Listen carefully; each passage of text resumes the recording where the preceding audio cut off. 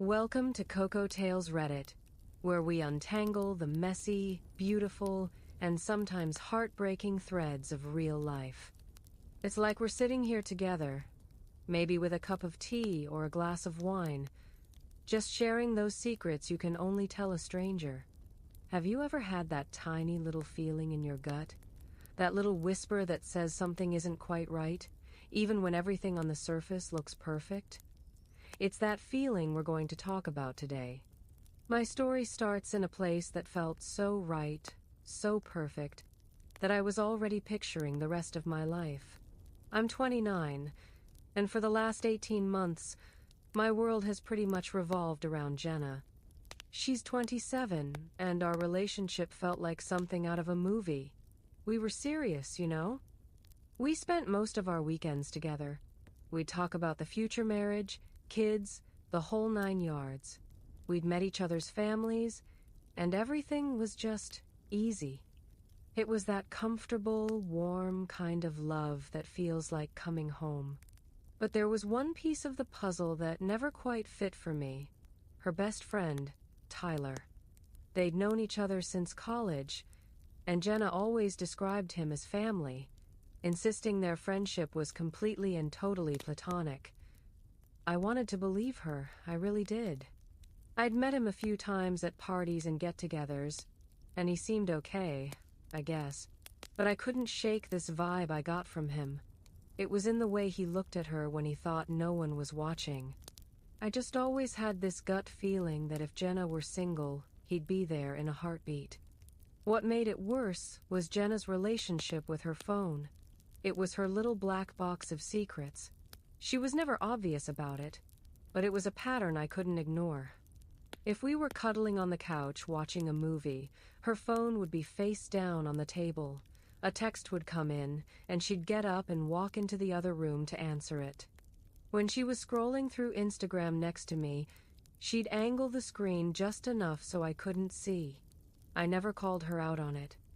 I'm not a jealous guy, and I hate confrontation, but it planted a tiny seed of doubt in my mind. It just felt off.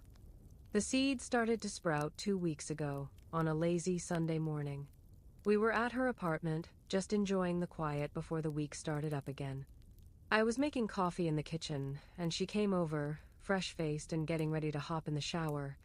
She was smiling, holding her phone out to me. "Look at this funny meme Tyler sent me," she said, her voice light and cheerful as she opened up her messages with him. My heart did a little lurch, but I leaned in to look. As she was scrolling up through their conversation to find the meme, I couldn't help but see the sheer volume of their chat. They texted constantly. Way more than I would ever expect for a friendship she swore was just platonic. And that's when I saw it. It was a message from earlier that same morning, and the sight of it made my stomach plummet to the floor. It was a mirror selfie. Of her. She was standing in her bathroom, wearing nothing but a tiny black bikini. Her hair was messy. She was biting her lip in that way she does, and she looked incredible. But it was the caption underneath that stole the air from my lungs. "Felt cute this morning. Don't tell my man. Lol." My blood ran cold. I felt my expression freeze, but I fought to keep it neutral. Just below her picture was Tyler's reply, burning itself into my brain. "You look incredible, babe. Wish I was there." "Babe." He called her babe. Jenna finally found the meme she was looking for and held the phone up for me to see. I forced a laugh. "Huh, that's funny," I managed to say, but my mind was a million miles away, replaying that picture and that caption over and over. She smiled, seemingly oblivious, and then disappeared into the bathroom to take her shower. I just stood there in her kitchen, the smell of coffee filling the air, feeling like I'd been punched in the gut. This wasn't just a friendly exchange. The secretive caption, his flirty response, calling her babe, it all painted a picture of something so much more than friendship. It was a betrayal, happening right under my nose, and for the first time in our relationship, I felt a cold, hard knot of suspicion tighten in my chest. I knew, in that moment, that I couldn't ignore it any longer. I didn't say anything that day. What could I say? My mind was a tangled mess of hurt and confusion. She came out of the shower, wrapped in a towel, humming a little tune, completely unaware that my world had just tilted on its axis. We went about the rest of our Sunday as if nothing had happened, but for me, a switch had been flipped. The trust I'd so freely given her was now cracked, and I couldn't unsee that picture, couldn't unread those words. The following week was torture. It was like I had a new filter over my eyes, and everything I saw was colored by suspicion. I started paying obsessive attention to their interactions. Every buzz of her phone made my jaw clench. I noticed she got texts from Tyler constantly, far more than from anyone else. And she always responded right away. Sometimes, when we'd be sitting together and her phone would light up with his name, she'd glance at it and say, almost too casually, "Just Tyler." She'd say it with a little smile, in a tone that was meant to reassure me, to say, "See, nothing to hide." But now it felt like a performance. It felt like she wasn't just reassuring me. She was trying to reassure herself, trying to keep her two worlds from colliding. The next weekend, we were at a house party at her friend's place. It was loud, crowded, and everyone was having a good time. Jenna had a few drinks, and I could see her guard was down. She was looser, more carefree, and a little more careless with her phone than usual. Later in the evening, we were standing in a quieter corner, and she was showing me some goofy photos she'd taken of her friends from earlier in the night. She was laughing as she swiped through the pictures when a banner notification dropped down from the top of her screen. It was a text from Tyler, and I saw it. I saw every single word before she could flick it away. "Miss you tonight. Wish you were here instead of with him." Him. He meant me. I was him. She swiped it away in a panic, her smile faltering for a fraction of a second. But I had definitely seen it. A cold wave washed over me. I looked at her, keeping my voice as level as I could. "What was that about?" She avoided my eyes, turning her attention back to the photos on her phone as if nothing had happened. "Oh, Tyler's just being dramatic," she said with a dismissive wave of her hand. "He's homesick tonight and feeling sorry for himself." But her explanation was so thin, so transparent. The words I read didn't sound like someone who was just homesick. The message was clearly and painfully about her being with me, and him wishing she wasn't. It was a direct shot at our relationship. That was it. That was the moment I knew I couldn't keep pretending. I couldn't keep collecting these little paper cuts of doubt and betrayal. I was done living in this gray area of suspicion. I needed to know once and for all what was really going on. And as I stood there, with the music pulsing around us and my girlfriend lying to my face, a plan began to form in my mind.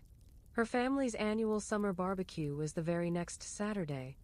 It was a huge deal for Thema. Big, traditional event with all the aunts, uncles, and cousins. Her parents had invited me weeks ago, and I had already confirmed I would be there. It was the perfect stage, a place where the image of the perfect, happy family was everything. And I decided, right then and there, that it was the perfect place to bring the truth out into the light. Here's the thing about Jenna's family. They adored me. Her dad, a no-nonsense construction guy, saw me as a kindred spirit. We could talk for hours about work, and he treated me like the son he never had. Her mom was even more direct, always dropping hints about when we were going to get married. Her younger sister, Emma, had already started calling me her future brother-in-law. They had welcomed me, completely and unconditionally, into their very traditional family. They had also been kept completely in the dark about Tyler. They knew she had a male friend from her college days, but that was it. Jenna had made sure never to bring him around to family events. Her excuse was always that it would complicate things, and that her family wouldn't understand the friendship. Standing there, getting ready to see them all, I finally understood that she wasn't protecting her family from misunderstanding. She was protecting her secret life from her family. So, for the entire week leading up to the barbecue, I played the part of the perfect boyfriend. I was attentive, loving, and completely normal. We texted like we always did. We made plans. We talked about our week. Jenna had absolutely no idea that a storm was gathering just over the horizon. She had no clue that I was walking around with a time bomb in my chest, just waiting for the right moment to let it explode. Saturday arrived, a perfect, sunny day for a backyard barbecue. We drove to her parents' house together, and the moment we stepped into the backyard, we were greeted with warm hugs and happy chatter. There were about 20 family members there, the air filled with the smell of her dad's grilling and the sound of laughter. For a few hours, it almost felt real. I played along, helping her uncle with chairs, laughing at her cousin's jokes, and letting her mom squeeze my arm affectionately. Around mid-afternoon, I was helping her uncle carry some chairs from the garage when I heard Jenna's voice coming from the kitchen. She was on the phone, her voice low and secretive. I paused, my heart starting to pound in my chest. "I miss you too," she was saying quietly. "I wish you could be here, but you know how complicated that would be." There was a pause. I know. Just a few more hours and I'll be home." Another pause, and then her voice got even quieter. "Tyler, stop. Someone might hear you." My feet moved on their own, carrying me closer to the kitchen doorway, just out of sight. That was when I heard the words that sealed her fate. "Of course, I care about you more," she whispered into the phone. "You know that. This is just easier for now." That was all I needed to hear. She was standing in her family's home, at a barbecue she brought me to, telling another man that she cared about him more than me. The sheer audacity of it was breathtaking. I walked back outside, my mind eerily calm.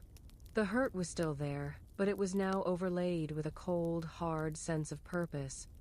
And that's when I noticed it. Her mom was gathering everyone together on the patio for family photos. Everyone had their phones out, laughing and getting into position. It was the perfect moment. The whole family gathered in one place. I walked over to her dad, who was standing by the grill. "Mr. Rodriguez," I said, my voice steady, "can I talk to you privately for a minute? It's about Jenna." He wiped his hands on his apron, his expression open and friendly. "Sure, son. What's on your mind?" I led him a few feet away from the group, my heart pounding against my ribs. "I need to tell you something," I started, "but I'm not sure how to say it." "Just say it straight," he said, his eyes kind but serious. I took a deep breath. "I think Jenna's been having an inappropriate relationship with her friend Tyler," I said. "I've seen some concerning messages between them." His expression shifted instantly, growing dark.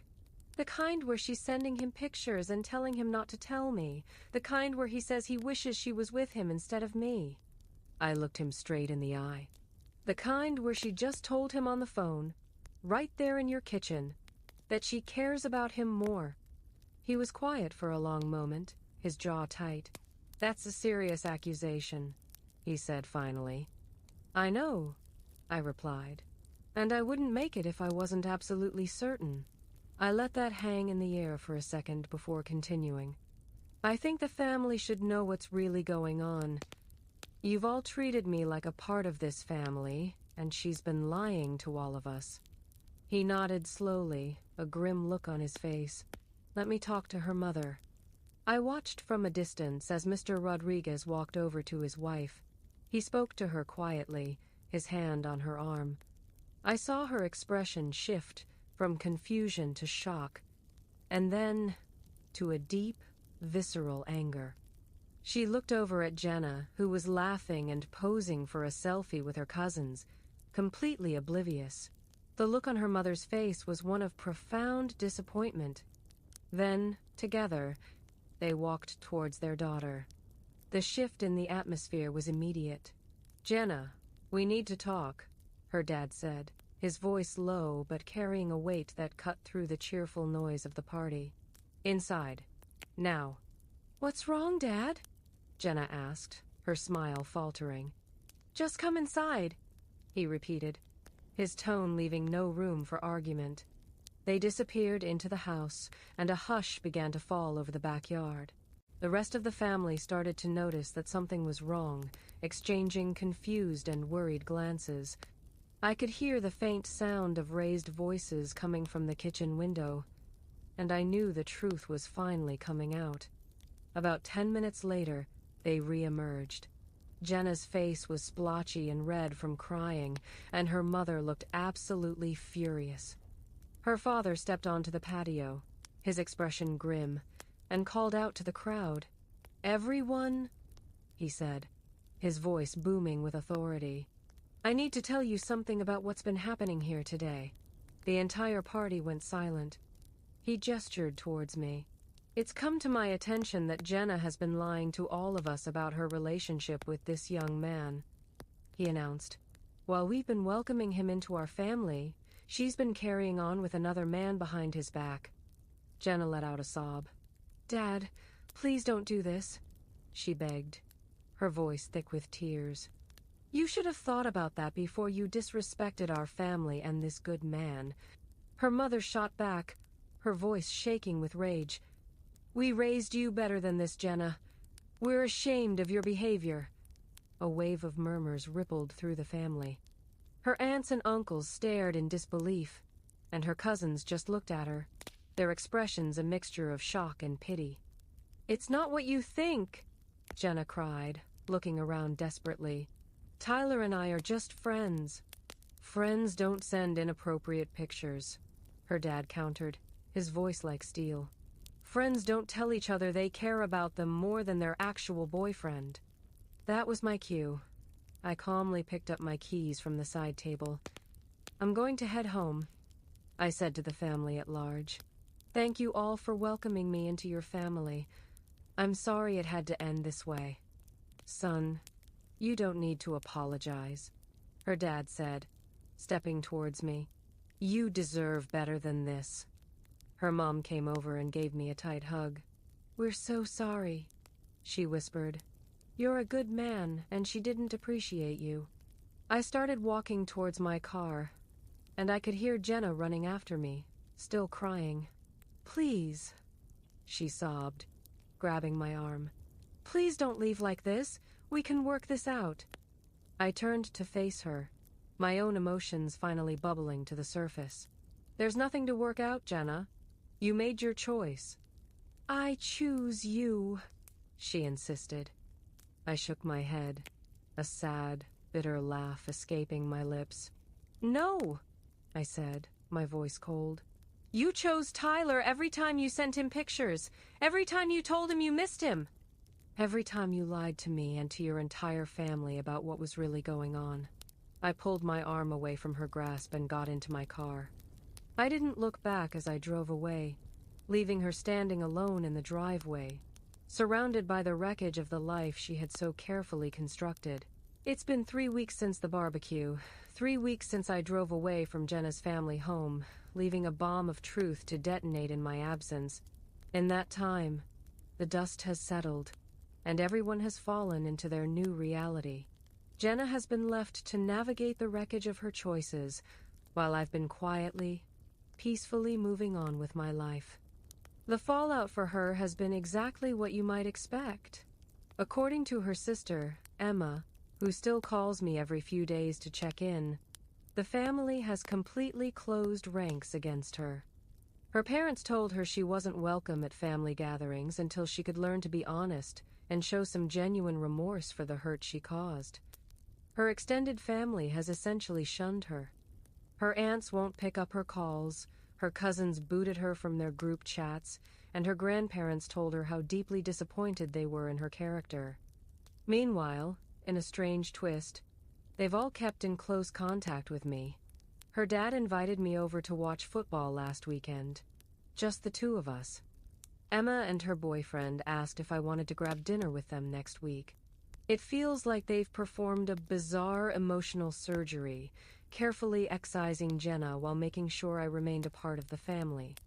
But the most satisfying part of this whole mess, the part that feels like perfect, poetic justice, is what happened with Tyler. As it turns out, the fantasy of being with Jenna was a lot more appealing to him than the reality. When she actually became single, when she was emotionally wrecked and truly needed someone, he suddenly wasn't as interested as he'd pretended to be. Emma told me that Jenna tried staying with him for a few days after the barbecue, but he quickly told her it was too complicated and that she needed to find her own place. The man she had emotionally cheated with, the one she risked everything for, abandoned her the second she became an inconvenience. It's the perfect, tragic irony. She was left with no one. So Jenna ended up having to find a tiny studio apartment she can barely afford. And now she's working extra shifts just to make rent. She made one last-ditch effort to get me back about 2 weeks ago. She sent me a long, handwritten letter, saying she finally understood why I was angry, and that she was ready to do whatever it took to rebuild what we had. I read the first couple of sentences and then threw the letter in the trash. Because the truth is, I've already started moving on. I met someone new. It was completely unexpected. I was just grabbing coffee, and we started talking. Her name is Sarah, and she's refreshingly straightforward about everything. There's no mysterious phone behavior, no secret friendships I'm not allowed to question. It's just honest, open communication. We've been on a few dates, and it feels light. It feels easy. My revenge wasn't some grand, elaborate scheme. It was simply telling the truth to people who deserved to know it. Jenna wanted to have it all: the loving boyfriend and the respectable family image, all while carrying on an emotional affair with Tyler. All I did was remove the walls she had built between her two lives. The look on her face when her dad called her out in front of everyone is a memory that will stay with me forever. It was pure, unfiltered shame. The look of someone realizing their web of lies had finally, irrevocably collapsed. She got the freedom from our relationship that she was secretly working toward. She just never expected to lose her family and Tyler in the process. Sometimes, the best revenge is just stepping back and letting people drown in the consequences of their own choices. When you peel back all the layers of drama, what are we left with? It's that quiet, nagging feeling that so many of us have felt before. That little voice in the back of your head that you try so hard to ignore.